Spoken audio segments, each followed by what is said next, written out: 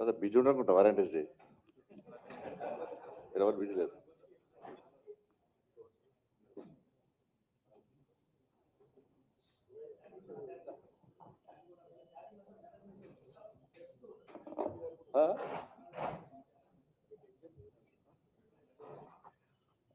మరి volunteers day సందర్భంగా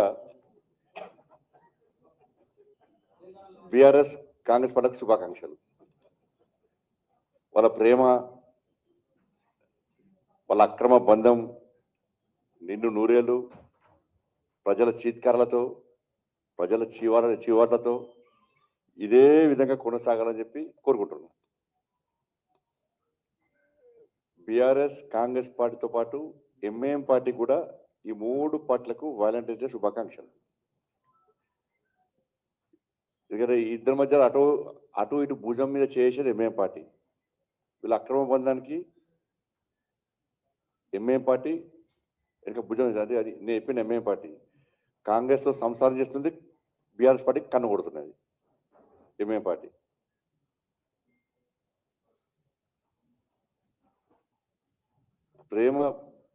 ప్రేమ బంధం అంటే దానికి ఒక మంచి ఆలోచన, ఒక అర్థం ఉంటుంది దానికి.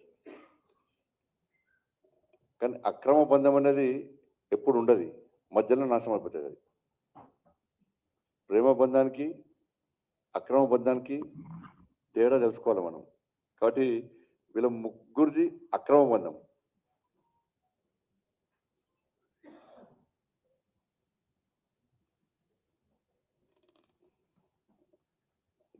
రేవంత్ రెడ్డి గారు చాలా మరి ఫెవికాల్ బంధం అని నేను అంటున్నా.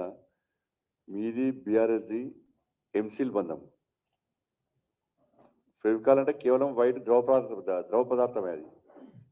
ఎంసీల్ అంటే రంగురంగులతోని ప్లాస్టిక్ పైపులను అంటు పెట్టచ్చు, ఐరన్ పైపులను అంటు పెట్టచ్చు, అంత ఎంసీల్ బంధం. ఎం అంటే ఎంఏ పార్టీ, ఆ బంధం వీళ్ళది.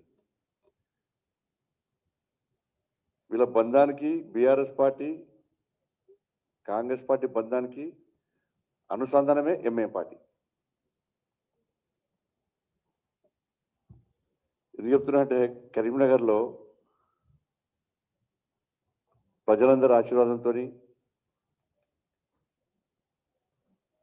నరేంద్ర మోడీ గారి యొక్క ఆశీర్వాదంతో, అభ్యర్థుల కష్టము, మా కార్యకర్తల యొక్క కష్టార్జితం ఫలితంగా ఈ భారీ విజయాన్ని భారతీయ జనతా పార్టీ సాధించింది.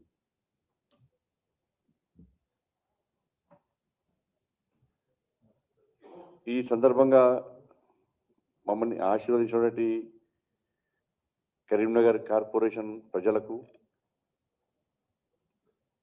ప్రత్యక్షంగా పరోక్షంగా సహకరించినటువంటి అందరికి కూడా హృదయపూర్వక ధన్యవాదాలు తెలియజేస్తూ, కష్టపడి పనిచేసిన కార్యకర్తలకు, గెలిచిన అభ్యర్థులందరూ కూడా మరొకసారి హృదయపూర్వక శుభాకాంక్షలు తెలియజేస్తా ఉన్నాను, అభినందన తెలియజేస్తా ఉన్నాను.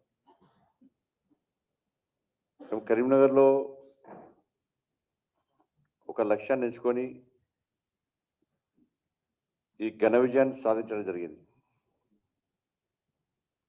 మ్యాజిక్ ఫిగర్ దాటినాం ఆల్రెడీ మేము.